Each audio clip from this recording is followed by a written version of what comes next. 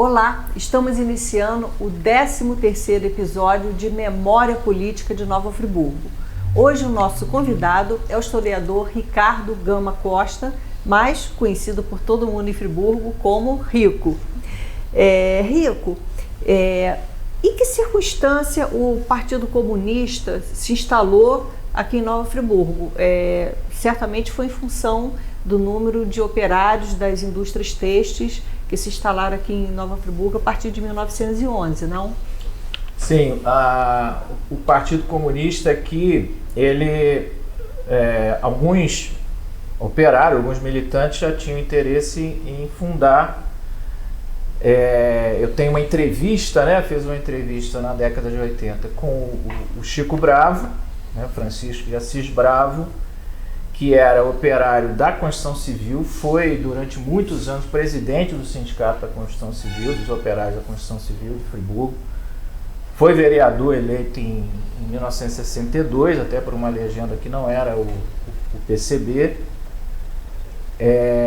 e na época então, isso no início da década de 20, logo depois que o partido foi criado nacionalmente, em 1922, começaram as tentativas aqui. Então a entrevista foi o Chico Bravo e o Costinha, o José Pereira da Costa Filho, com quem eu tive o prazer de conhecer, de militar a partir do final da década de 80. Eles me deram entrevista falando que houve uma tentativa inicial em 1925, quando vieram aqui para fazer uma palestra na Bandelterp sobre a União Soviética, o papel da União Soviética e tal.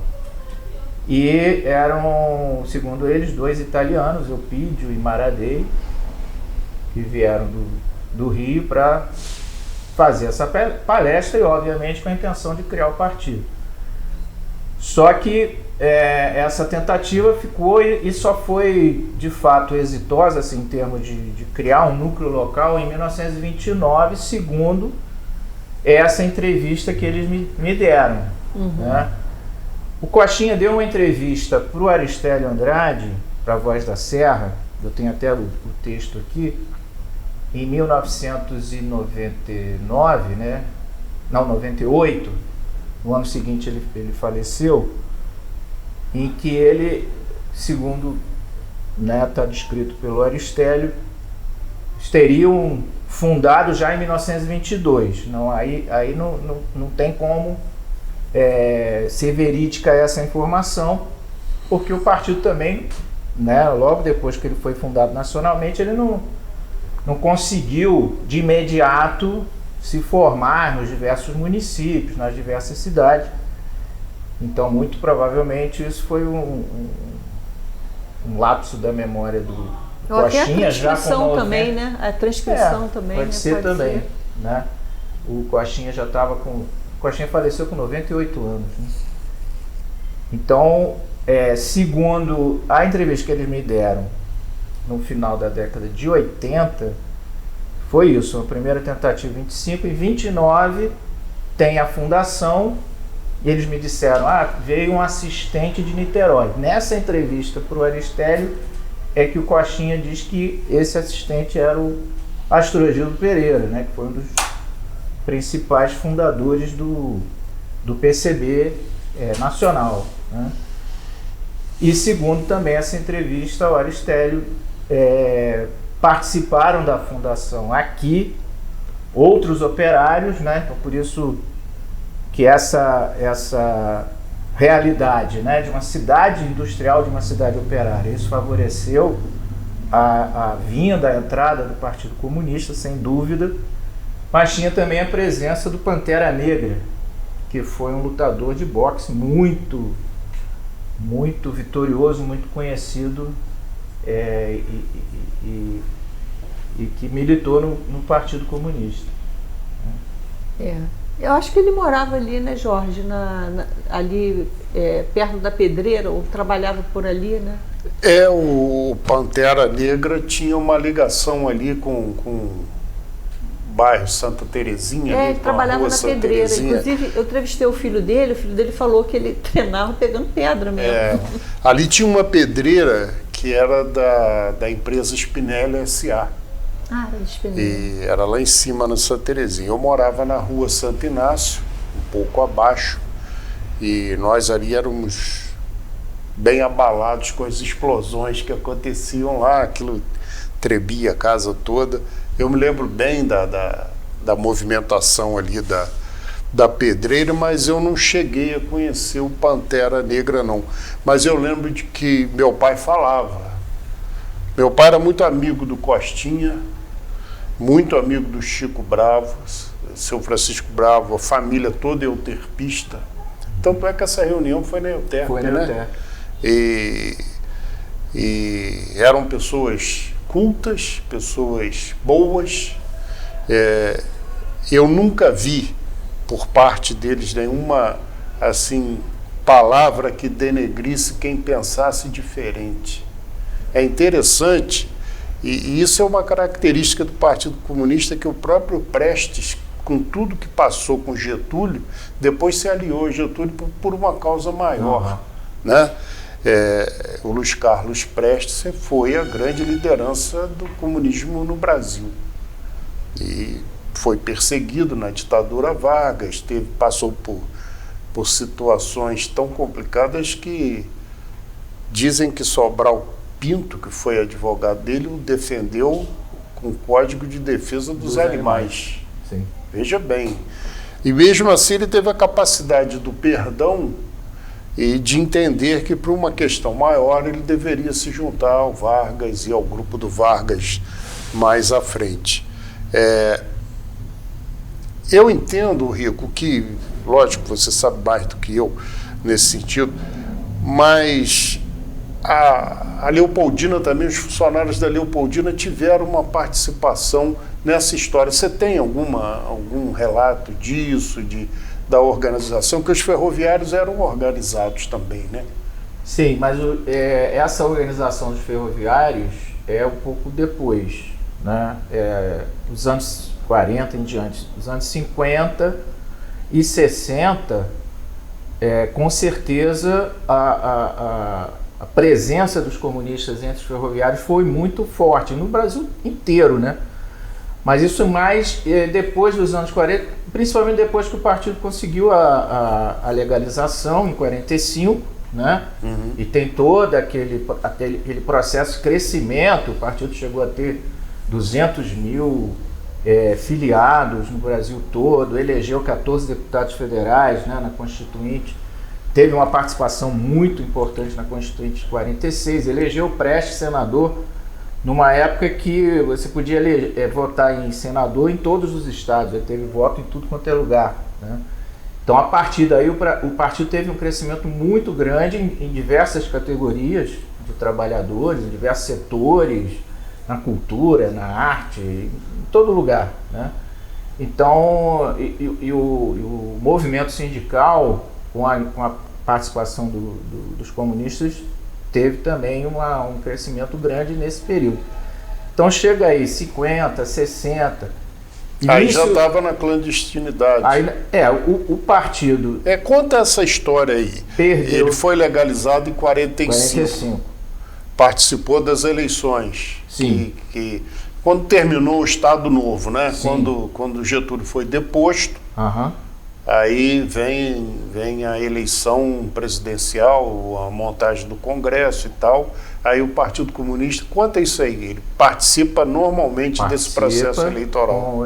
Conquista a legalidade, participa com a sua legenda própria, inicialmente para o Congresso Nacional, em 45.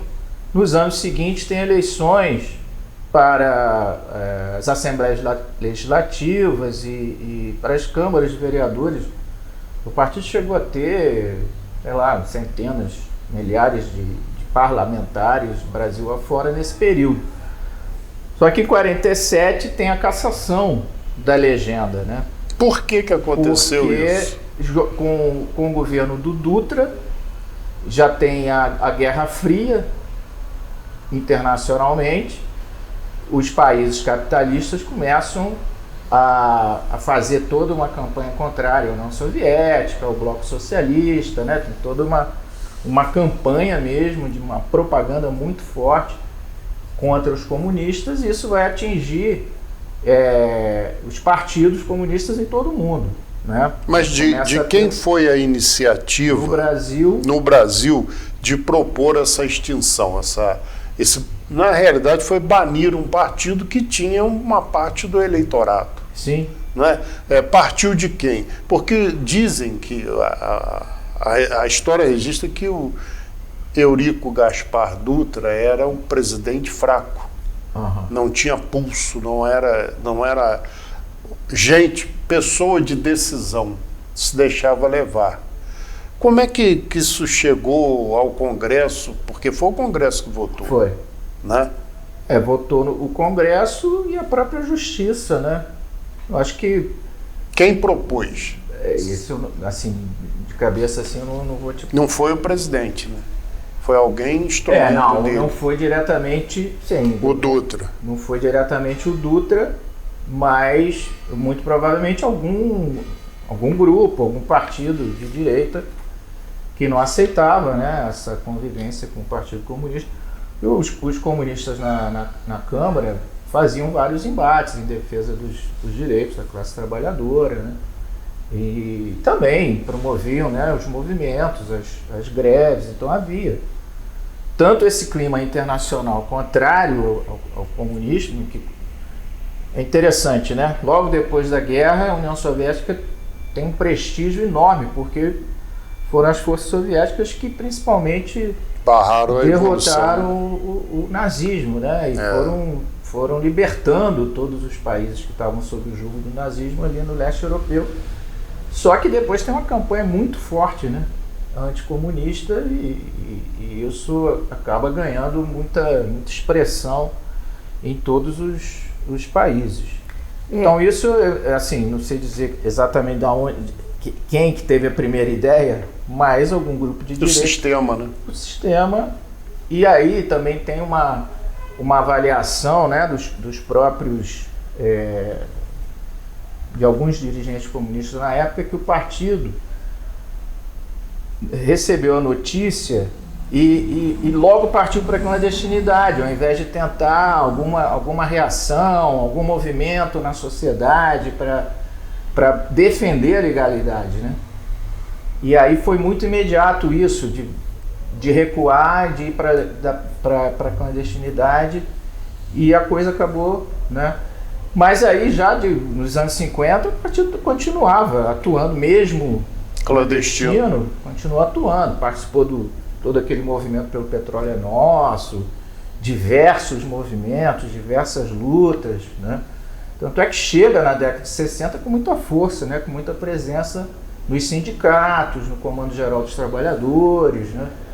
E tinha realmente, o golpe de 64 foi um golpe também contra os comunistas, contra a esquerda, que estava muito forte naquele período, né? Tanto é que você falou que o Francisco Bravo foi eleito em 62 por um outro partido, né? Não pelo Partido Comunista. Porque mesmo com o período do Juscelino é considerado um período democrático, né, e liberal, assim, em termos de você ter as liberdades democráticas, mas o partido não voltou a ter a legalidade naquele período. Então, no início da década de 60, ele recorreu a sair, né, ter candidaturas em outros partidos. No caso Chico Bravo, foi o partido do Tenório Cavalcanti, que no estado do Rio de Janeiro ofereceu a legenda para os comunistas. O homem da capa preta, né? O homem da lurdinha. E o Chico Bravo foi eleito por essa legenda aqui, que era o PST, Partido Social Trabalhista. É bom, porque a gente sempre fala que é do Partido Comunista, mas é o PST, né? Eu entrevistei o tenente-coronel Newton, que nome difícil de falar, Imbroinise. Esse tenente-coronel, eu entrevistei porque foi ele que implantou o 11º Batalhão da Polícia Militar aqui em Nova Friburgo. E ele me disse que estava se cogitando de instalar um batalhão entre Friburgo, Petrópolis e Teresópolis. E aí, na reunião em que participaram dois coronéis do Exército, um argumentou que deveria ser em Petrópolis, porque Figueiredo morava em Itaipava, então deveria ser lá. A outra falou assim, não, mas o Ernesto Geisel mora em Teresópolis, né? E aí ele veio com a seguinte argumentação, falou assim, olha, vocês estão discutindo aí onde ex-presidentes moraram, mas acontece que Friburgo é um ABC paulista. Existe muita tensão entre os operários, aí já entra a metalúrgica também, né? Não era só as indústrias têxteis, já entra as metalúrgicas. E quando ele deu essa argumentação, eles acabaram achando então que realmente deveria ser em Nova Friburgo. Mas aí me veio uma coisa interessante, mas aqui já tinha um sanatório naval, né? Sim. Porque o sanatório naval sempre foi uma polícia política, né? Quer dizer, talvez nem houvesse necessidade desse batalhão, porque a gente tinha a instituição, né? A Marinha aqui, e através do sanatório naval, se fazia às vezes de polícia política, né?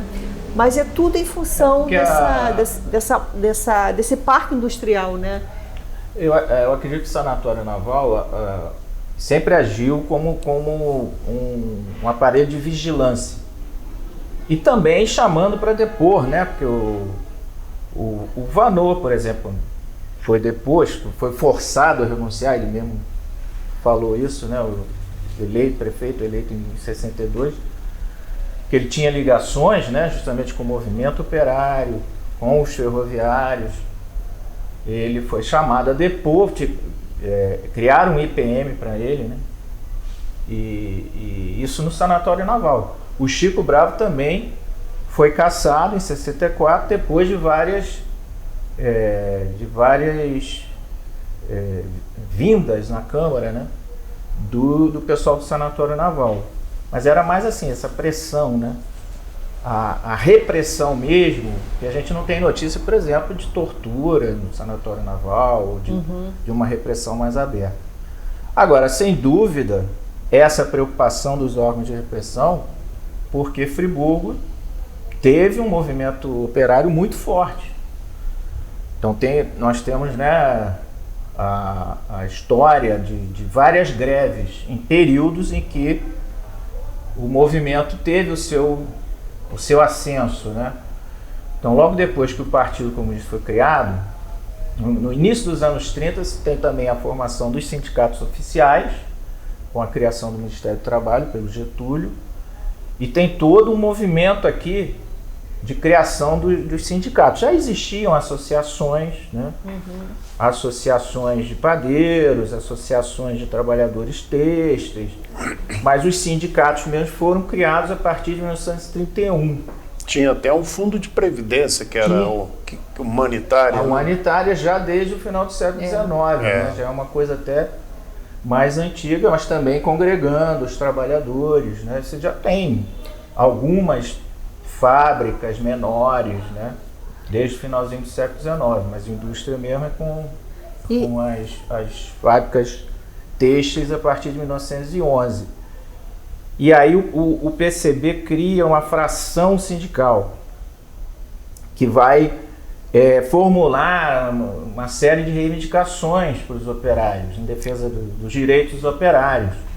O Cochinha fala, inclusive, que eles tinham essa carta de reivindicações, ela é a base da luta que vai acontecer, que vai resultar na greve de 33. É isso que eu ia te perguntar. Que é o grande movimento do período. Aliás, na entrevista com eles lembravam de detalhes daquele movimento de 33 e já não lembravam tanto de coisas mais recentes da vida deles, né? Porque marcou que houve a morte de um operário, né? E teve a morte do Licínio. Então essa carta... O Licínio trabalhava onde? Na Rio das Artes. O Licínio é o que dá o nome ao CIEP de Olaria. Sim. Né? Uhum. E ele trabalhava na fábrica de rendas. Licínio porque Teixeira. o movimento parte da fábrica de rendas. Que ano foi isso? 33. 33. O movimento parte da fábrica de rendas, tem essa carta de reivindicações, né? Que elencava lá os vários direitos, aí inclusive tinha a defesa da creche, né? De ter uma creche, ou de ter licença maternidade. Aí os próprios trabalhadores não entendiam direito, mas a gente faz o filho, o patrão que vai pagar. O Costinha tem essa fala, né? Mas aí foi, né? E a greve ela acaba acontecendo muito em função da rígida disciplina interna dentro da fábrica. Que o gerente da fábrica já era o Richard Hugo Atwins, né? Que veio para Friburgo preso no submarino que é capturado no Recife durante a Primeira Guerra Mundial, vem para cá, fica no sanatório naval e depois da guerra resolve ficar na cidade, vai trabalhar na Rendas e acaba ocupando cargos de chefia, por ser muito rígido, aquela coisa. Então isso provoca uma reação. Tem uma reportagem no jornal Correio Friburguense, se não me engano, ou Nova Friburgo, de 33, que tem descreve com detalhes as reivindicações e as críticas feitas pelos trabalhadores, inclusive muitas mulheres, né? Que ganhavam menos que os homens, tinha crianças trabalhando, e uma das principais reclamações era em relação à diferença salarial entre os chefes, que eram alemães, e os trabalhadores do chão da fábrica, que eram brasileiros e recebiam bem menos. Tem uma série de reivindicações, tem uma série e uma das principais reclamações é essa, o cara, né, o Richard Hugo Atwins era muito grosso, não respeitava ninguém, era muito mandão. Então isso, né, foi uma das coisas que levou a greve a acontecer. E a greve mobilizou outras fábricas. Sim. Acabou sendo quase uma greve geral em Friburgo, de todos os operários das fábricas têxteis. Teve um movimento, uma manifestação na praça do Paissandu, e nesse dia que veio a polícia, segundo Chico Bravo, a polícia veio, atirou no chão para dispersar os manifestantes, e a bala ricocheteou, o estilhaço Seria a polícia civil, né? Porque a militar não existia ainda. Não, civil. E veio de Niterói, inclusive nem tinha, acho que não tinha aqui. Não tinha militar, não existia. Vinha sempre... Delegado e um auxiliar, né? Um praça, uma coisa assim. Aí ou a bala ou o estilhaço de pedra atingiu o coração do Licínio. No dia seguinte, o pessoal foi de novo para a rua, fez uma faixa enorme assim, com uma tinta vermelha. O sangue de Licínio clama por justiça.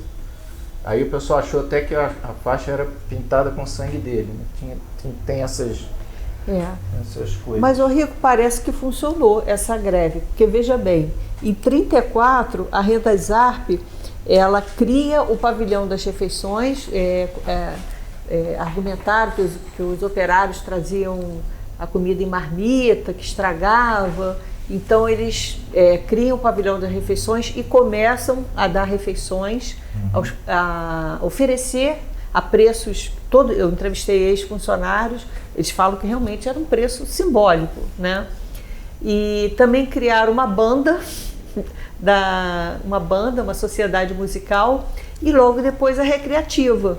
E na recreativa, esporte, né? Várias modalidades de esporte, e depois foi criando a Vila Operária. Então parece que isso foi um desdobramento dessas reivindicações, né? É interessante porque os jornais, né, na época, dizem que aquele conjunto de reivindicações, aquilo não foi totalmente cumprido pela fábrica. A fábrica deu algum reajuste salarial, né? Mas a partir daí a gente tem inclusive diversos desses direitos que estão sendo, né, que eram reivindicados na época por esses operários. Acredito eu que no Brasil todo, né, eram movimentos para que se tornasse mesmo uma legislação trabalhista, né, que só vai ser consolidada na CLT em 43, mas todos esses movimentos contribuíram para que pouco a pouco esses direitos fossem consagrados, né? E não tenho dúvida que essas medidas adotadas pela FAP eram também uma tentativa de dar uma resposta para evitar futuros conflitos, futuras greves. Né? Os próprios jornais que eu li, eles falam que, considerando esse conflito entre o capital e o trabalho, aqui, a empresa objetivava promover boas relações entre o capital e o trabalho. Ou seja, bom, aí depois foi o que já concluí. Mas a fábrica realmente ela teve um momento que tinha uma quantidade muito grande de mulheres trabalhando. Sim. Depois não, ficou assim mais meio a meio. E a admissão era com 10 anos, né? Uma criança com 10 anos. Contribuiu muito para isso. Não que eu seja a favor, porque eu sou um democrata, Rico sabe disso, e como ele também é, mas contribuiu muito para essa melhoria de relação entre patrões e empregados, a implantação do Estado Novo. Com toda a repressão que o Estado Novo fez aos seus adversários, no meu entender, foi uma gestão que olhava mais o trabalhador do que a questão empresarial. O Getúlio sempre cuidou disso, na questão da Previdência, na questão da CLT, e ele até criou o imposto sindical, fortaleceu os sindicatos. Então, essas coisas são interessantes porque foi um governo ditatorial, e muito ditatorial, porque você não tinha eleição para nada. Né? As câmaras foram fechadas. Os governadores eram nomeados, os prefeitos eram nomeados e governavam por decreto. Mas esse lado tem uma evolução, né, Rico, nesse período? Eu acredito o seguinte, já no primeiro governo do Vargas, ele já começa a tentar implantar, porque, claro, a visão política dele era de promover essa harmonia entre os diversos setores da sociedade, até mesmo entre as frações da classe dominante. Ele fazia uma mediação ali entre os proprietários de terra, os grandes fazendeiros do café, que foram os grandes derrotados pela Revolução de 30, né? Mas que ele também não deixou... Não fez uma perseguição, né? Ele até contribuiu no momento lá da crise 29, comprando sacas de café, né? Depois da crise 29, para favorecer esses setores. Ao mesmo tempo, favoreceu a nascente burguesia industrial, né? Com um processo de industrialização, com incentivo do Estado e tudo. E também procurou essa harmonização, o evitar o conflito, né? Que na verdade está querendo evitar o conflito, a luta de classe, o conflito entre capital e trabalho. Naturalmente. E ele forma vários... É uma visão corporativista, né? E formando conselhos em que tinha a presença do governo, do patrão e do empregado. Isso é a estrutura até do sindicalismo brasileiro, que está aí até hoje, né? Tá aí até hoje. Que você tem que ter a mediação do Ministério do Trabalho. Hoje nem tanto, mas tinha a mediação do Ministério do Trabalho nas negociações, né? A gente cansou de fazer, inclusive, muito recentemente aqui. E hoje não tem mais, né? Hoje a gente nem consegue mais contar com o Ministério do Trabalho para nada, mas durante o Getúlio criou isso, né, do Ministério do Trabalho, fazia mediação, e isso continuou no Estado Novo. E ele criou também a Legião Brasileira de Assistência, né, que inclusive Friburgo tinha uma representação forte na época, com a esposa do Duque Estrada, né? Maria Duque Estrada Laginesta, esposa do interventor Dante Laginesta, que prestava um serviço social muito grande. Inclusive a maternidade, o Hospital Maternidade foi construído pela LBA. Final da década de 80 que ele passou a ser administrado pelo município. Mas essa valorização sindical, esse reconhecimento, não obrigou essas empresas a também criar esse lado social que, consequentemente, deveria ter algum incentivo fiscal nisso. Sim.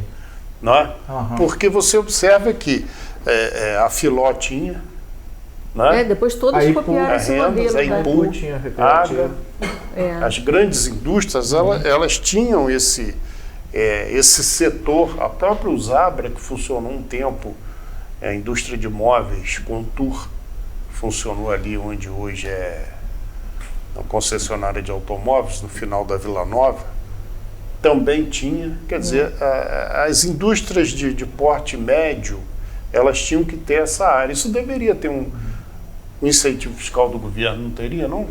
Sim. Agora, eu acho que isso também é uma política que vem dos governos autoritários e até mesmo os governos fascistas, né? E eles exaltam essa questão do trabalho, claro que eles querem um controle total, né? Não permite greve, não permite conflito, não permite nada disso. Mas aqui mesmo em Friburgo, nesse período em que o nazismo estava forte na Europa, e a gente teve aqui uma forte presença teve partido nazista, teve, né, grupos fascistas aqui organizados, as fábricas no 1º de maio reuniam e faziam festas, né, comemoravam o 1º de maio como dia do trabalhador, né. Isso era um incentivo que vinha desses regimes, né? E o Getúlio no Estado Novo não deixou de fazer isso. É lógico que tinha a intenção de cooptar o trabalhador para a sua política, ao mesmo tempo que reprimia, né? Como você bem falou, foi uma ditadura, reprimiu, prendeu o Costinha, o Chico Bravo, esse pessoal todo foi preso imediatamente em 1935, né? Quando teve a primeira prisão, o fechamento da Aliança Nacional Libertadora, e depois, por causa do levante comunista, né, em novembro, as várias prisões. E esse pessoal todo, Coxinha tem até uma história, né? Ele foi preso junto com o maestro da banda da Campesina na época, foi o Joaquim Negri. Que era técnico do Partido de Comunista. E ele era do Partido Comunista. Sim, então, os dois foram presos, foram mandados para o Rio, ficaram do lado do Pinel, de um manicômio, e ouvindo aquelas ladainhas, né, dos doentes, o Joaquim compôs uma sinfonia, A Voz do Cárcere. Depois que ele foi liberto, ele foi reger a sinfonia em praça pública, aí foi preso de novo. Eu conheci seu Joaquim Negri. Seu Joaquim Negri era técnico do Esperança Futebol Clube. E o Esperança era o time dos trabalhadores. Né? O Coxinha jogou no Esperança. Coxinha jogou no Esperança. Meu pai era o presidente do Esperança em 1931. E o Esperança foi campeão invicto aquele ano. Costinha, um dos principais jogadores. E a foto do time campeão é interessante, que tem presidente de honra, Conte Bittencourt, que dá nome à avenida. Uhum. Você já viu essa foto? Não. Conte Bittencourt, que dá nome à avenida, que vem ser avô do deputado professor Conte Bittencourt. O Conte foi um dos incentivadores da formação dos sindicatos. Ele era advogado quando veio para Friburgo. Exatamente. Ele morreu muito novo, com apendicite, crise de apendicite. Exatamente. E nessa foto, aí havia a rivalidade, até hoje existe, entre as bandas. Uhum. Mas naquela época a rivalidade era forte, fortíssima. Mas nessa foto do Esperança, olha o que o futebol faz. Aí você tem lá Conte Bittencourt, o meu pai, que era o presidente, ligado à banda Euterpe, o tesoureiro do Esperança era o seu Carlos Rotai, que era maestro da EUTEP, e o técnico de Esperança é o seu Joaquim Negri, que era o maestro da Campesina. Então ali no Esperança, ali no Esperança, juntava todo mundo. Eles esqueciam a rivalidade musical. Era interessante aquilo. E foi o clube dos operários. Sim. Porque o futebol era elitista. E o Esperança era o que agregava analfabetos, negros. Contra o Friburgo. Isso aí. Então, e o Fluminense também ele era elitista. Esperança era o pessoal da Leopoldina. E conseguia agregar essa situação toda de diferenças, até ideológicas. Sim. Até ideológicas. Então a história de Friburgo é rica nesse sentido, né? E você falou do 1º de maio, tem um dos jornais em que o Richard Hugo Otto institui o pagamento no dia 1º de maio, porque tinha festa, mas como eles recebiam por produção, eles não recebiam. Inclusive ele cita a Alemanha, não fala o nome de Hitler, ele cita a Alemanha. Foi em 1937 isso. Ele falou assim, a partir de agora a gente vai festejar o 1º de maio e vocês vão receber, como se faz na Alemanha. Então você falou desse modelo, né? Mas por ironia do destino, quando a fábrica completou 50 anos, fizeram um busto, né? E, em homenagem ao Richard Hugo Otto Insch. E atribui-se também, que eu li bastante jornal, que o desenvolvimento da fábrica foi muito em função dele. Que sempre fala, olha, o seu Júlio Zarcos investiu na cidade, um grande capitalista, um homem de visão, mas se ele não tivesse encontrado na frente dele um executivo, não usava a palavra executivo, eu estou usando agora, a fábrica não teria chegado, né, onde chegou. Quer dizer, e essa austeridade dele também a gente vê nos discursos dele no jornal, que ele falava que tinha que disciplinar, as pessoas brasileiras não estavam acostumadas com disciplina, com horário, né, com o valor do tempo, né, não sabia quanto valia o tempo. Então você tem todo esse conflito ainda, né, comportamental. O Richard Otto Insch, ele assume a direção da fábrica depois da morte do Júlio Zarcos e vira, né, dono, né, vira sócio principal, né.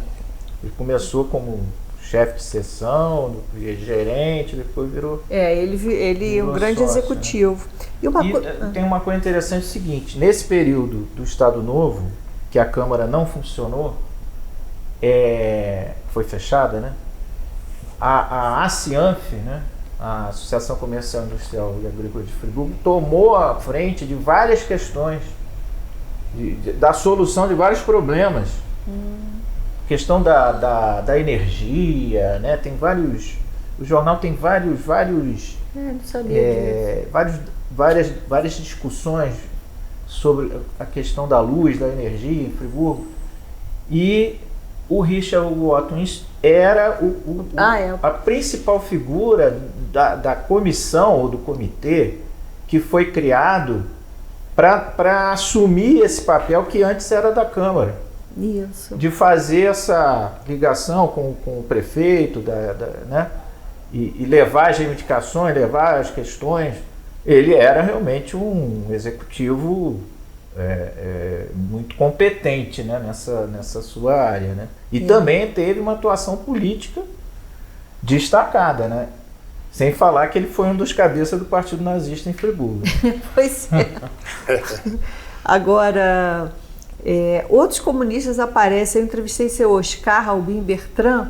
Ele fala que na fábrica Filó tinha o Arquimedes de Brito, que ele conta uma coisa engraçada, Jorge, de explicar antes para as pessoas que a máquina de escrever antigamente tinha uma fita, para as novas gerações tinha uma fita que tinha preto e vermelho, né? Então você batia em preto, aí você dava um toque, vinha vermelho. Eu aprendi nessa máquina. Pois é, eu também.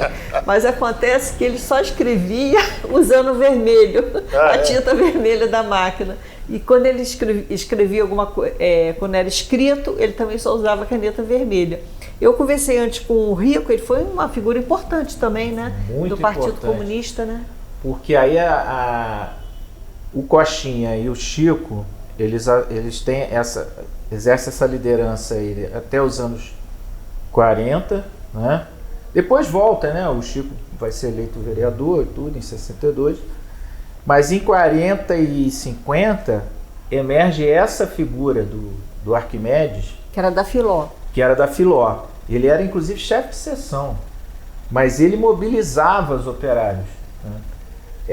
Acontecem várias greves. Depois que cai, né, o Estado Novo, cai a ditadura, voltam, né, os movimentos todos com muita força. Então acontecem várias greves. Eu tenho, né, registrado isso nos jornais de Friburgo, já a partir de 45, 46, 47. E a Filó foi nesse período aí onde teve mais movimento.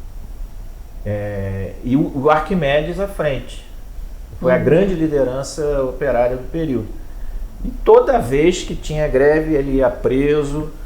E aí os operários diziam, enquanto não soltar, a gente não volta ao trabalho. Era um negócio, ele era muito respeitado, né? Inclusive ele até falou que ele não era demitido, né? Não era demitido, acho que a Filó não tinha medo de demitir ele. Ele citou também Osias Stutz. Já ouviu falar? Não, né? Ele citou que também era outro comunista lá da Filó. Foi outro que ele citou. Tem muita gente que participou de todos esses movimentos e que acaba não fica registrado o nome assim. Agora, seu Lilito, eu não sei qual é o nome dele todo, a gente chama ele de Lilito. Era outro comunista. O seu Lilito... Manuel Leite. Ele era açougueiro, né? E ele fazia reuniões do Partido Comunista, que ele morava nos fundos, né? O comércio dele era na frente e ele morava nos fundos. E ele viajou para a União Soviética, né? Foi.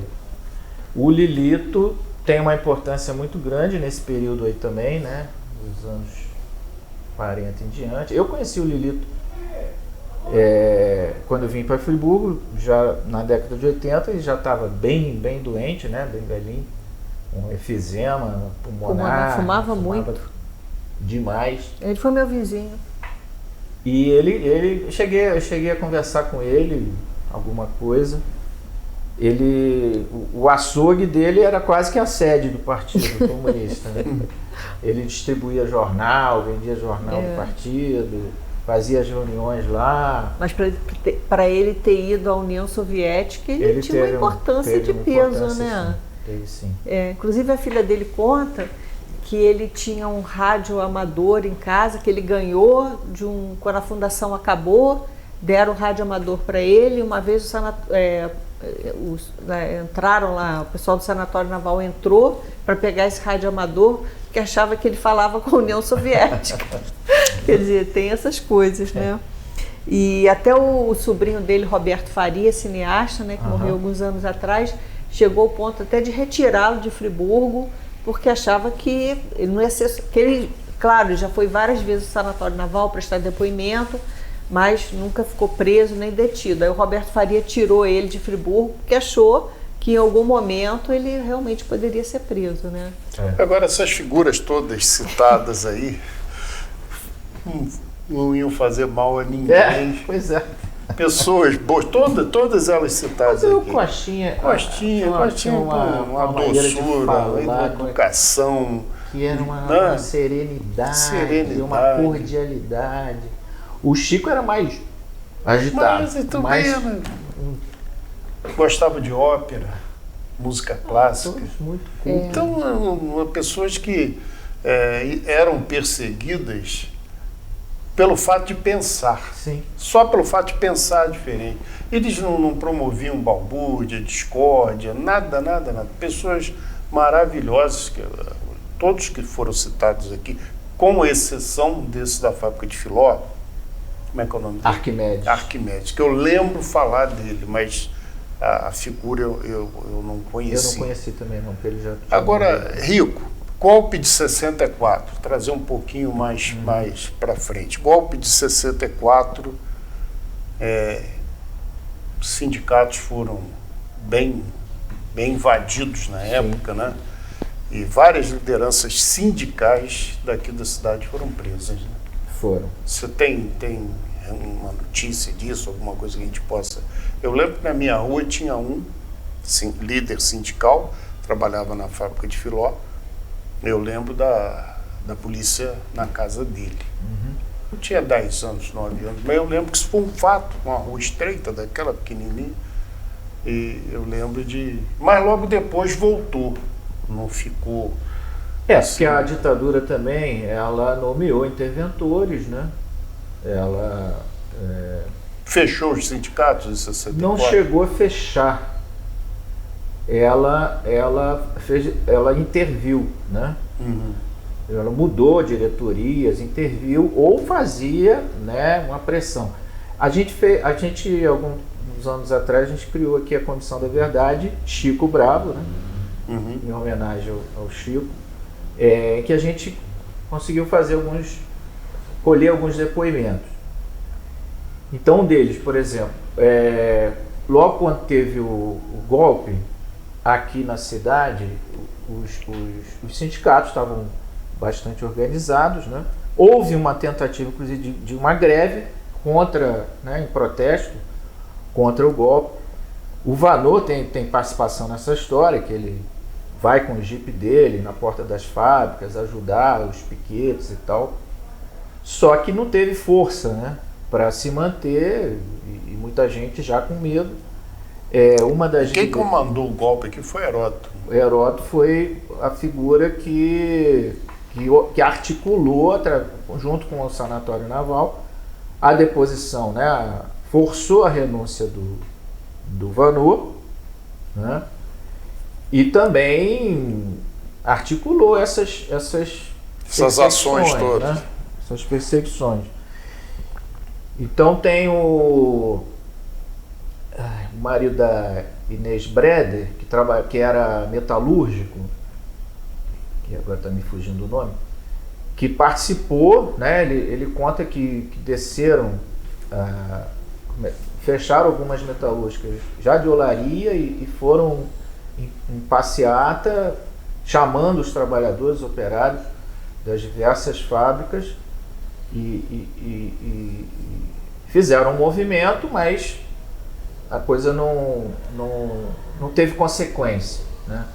O sindicato metalúrgicos teve gente presa, né? Mas logo depois o presidente que ficou acomodado, né? Não quis entrar em conflito.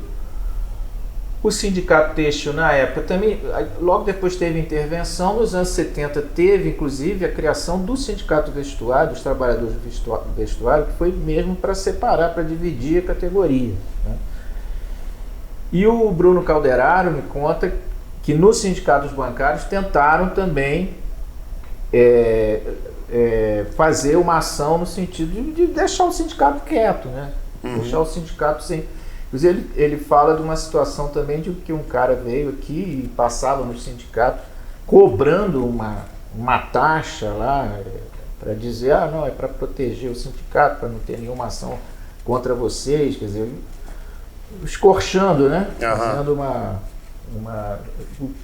querendo um dinheiro para deixar o sindicato livre. Aí tem essas... Na verdade, as direções dos sindicatos nos anos 60, 70, a maioria não bateu de frente com o regime. Você tem várias figuras que foram presas, né, que já eram identificadas, né, como quem tinha participação ativa nos movimentos.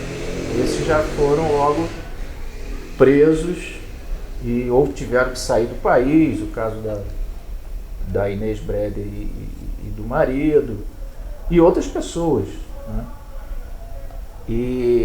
Mas as direções locais acabaram meio que se adequando à situação, se acomodando. Agora, Rico, uma coisa que a dona Helena, quando me deu a entrevista, ela falou que o irmão dela, o Francisco Bravo, era muito perseguido pelo pessoal do Partido Integralista. Ah, sim. E aqui em Friburgo, na região serrana, eles eram muito fortes. Inclusive, ela fala que a sede era perto da casa dela, na rua Almirante Barroso, a sede do Partido Integralista. Deve ter havido muito conflito, né? Tem uma história, inclusive, muito interessante. Isso na década de 30, né? Isso antes do Estado Novo, não sei se 34 ou 35, ia ter eleições. O Plínio Salgado foi candidato. E aí veio fazer um comício aqui, ali em frente, ali na praça, em frente à Matriz. Plínio Salgado era o líder do integralismo. E aí desafiaram os comunistas. Duvido que os comunistas venham pisar nessa praça. Está parecendo, tá parecendo uma coisa que a gente está vivendo agora. Né? Aí na semana, isso o Chico Bravo contando, na semana seguinte eles desafiaram, então não, vamos lá. Encheram a praça, começaram a fazer o comício, mas os comerciantes, aí veio a polícia de Niterói, estava tudo, né, aquele batalhão ali, que não era a polícia civil, né? E aí os comerciantes em volta da praça, com medo, começaram a fechar suas portas. Aí tinha o bar ali do lado da igreja, que pertenceu ao seu Mário. Seu Mário Babo. Isso. Eu não sei se era ele na época. Que baixou aquela porta de ferro pantográfica. Aí fez aquele barulho. Aí saiu todo mundo correndo, achando que era metralhador. O Chico Bravo estava falando, se abaixou assim, e aí saiu todo mundo correndo. Mas aí logo depois... Você vê a coragem desse povo. que gente corajosa, ia derrubar o queijo. A porta de aço fez todo mundo correr. Mas tinha muitas brigas, muitos conflitos entre os comunistas e os integralistas. Só que logo depois o Getúlio, quer dizer, os comunistas já estavam meio que... Em 35 foi todo mundo preso, e já em 37, com o Estado Novo, o Getúlio mandou prender os integralistas também. Então acabou com essa rivalidade na Meu pai era getulista. E ele dizia que o Getúlio deu força ao integralismo para ver até onde ele ia. Uhum. E quando chegou a um ponto perigoso, ele foi... Cortou né? A cabeça. Agora, Rico, você tem 2 livros aí, né? Uhum. Eu queria que você falasse deles. Bom, o segundo está até esgotado, mas esse daí você escreveu sobre... Então, essa aqui foi a minha dissertação de mestrado, Visões do Paraíso Capitalista, a construção da hegemonia burguesa na história de Friburgo. Eu pego o século XX... Explica pro deixa para ele dar um zoom. Paraíso capitalista. De onde surgiu isso? Vou explicar. Eu falo da história política de Friburgo no século XX. Né? Claro que faço um retrospecto da formação de Friburgo, como é que foi, a questão dos suíços, o mito da Suíça brasileira, construído a partir do centenário, da comemoração do centenário da cidade. Contribuíram para isso o Agenor de Roux, o próprio Galdino, né? E aí eu digo que esse mito ele vai se completar com a ideia que é lançada pelo Heródoto nos anos 80 do paraíso capitalista. E a cidade, né, o Nova Friburgo, teria se transformado num paraíso para os capitalistas, né? Mas a ideia dele era a seguinte: Friburgo, não tem uma empresa pública, as empresas são todas particulares, né? Então a energia elétrica é comandada e controlada por uma empresa particular, até a telefonia na época, transporte. O transporte, né? Aqui não tem o azulão da CTC, tem um transporte da FAOL e outras coisas, outros exemplos que ele dava, e dizendo, inclusive, que a cidade nunca tinha havido uma greve, nunca tinha tido conflito, uma cidade harmoniosa. Mas aí eu falo, né, eu fiz a pesquisa principalmente nos jornais de Friburgo, que ajudou muito isso, né, no antigo Promemória, atual Fundação Dom João VI, que cada jornal pertencia a um partido. Ah, sim. Então, A Paz, né, era o jornal do Galdino, que depois virou o jornal da UDN. A Voz da Sé, quando era criada, né, em 45... Foi criado pelo Dante, não foi? Pelo Dante Laginestra, né, ligado ao PSD. Depois tinha o Novo Friburgo, que era ligado ao PTB. Então ali você identifica as visões, as ideias, as propostas de cada partido de forma muito nítida, muito clara. Então eu pego os diversos períodos, vou até 64, mas tem um epílogo aí nos anos 80 que é esse discurso do Heródoto sobre o paraíso capitalista. Esse livro faz parte de uma coleção, né, que também tem o livro do João Raimundo e do Rodrigo Marreto, que é uma coleção que foi lançada por ocasião dos 200 anos de Friburgo, mas aí com a ideia de fazer um contraponto, né? Os 200 anos de luta e resistência do ponto de vista da classe trabalhadora, né? dos explorados na nossa cidade. E o Teia Serrana 2, novos temas, novas abordagens, com patrocínio aí da Casa Suíça, da Associação Friburgo e Nova Friburgo, a coordenação do Jorge Miguel, que começou o trabalho, mas depois faleceu, e minha também. São vários artigos. A Janaína participa, né? Você mostrou uma foto aí que tem e aí o meu artigo nesse livro é sobre justamente o período da ditadura, 64 a 85. Certo. E aqui eu justamente coloquei... Quando você vai procurando, esse livro não pode ser vendido, né? Porque ele foi patrocinado pela Casa Suíça. Quem quiser um exemplar tem que pedir lá na Casa Suíça, né? Tem que solicitar. Porque ele é distribuição gratuita. Ah, eu pensei que estava vendendo. Ah, está vendendo lá? Eu acho que sim. Então, te corta tudo que eu falei. Eu pensei... Não, nós, no caso, a gente recebeu... A gente recebeu... E não poderíamos vender, né? O nosso a gente não podia.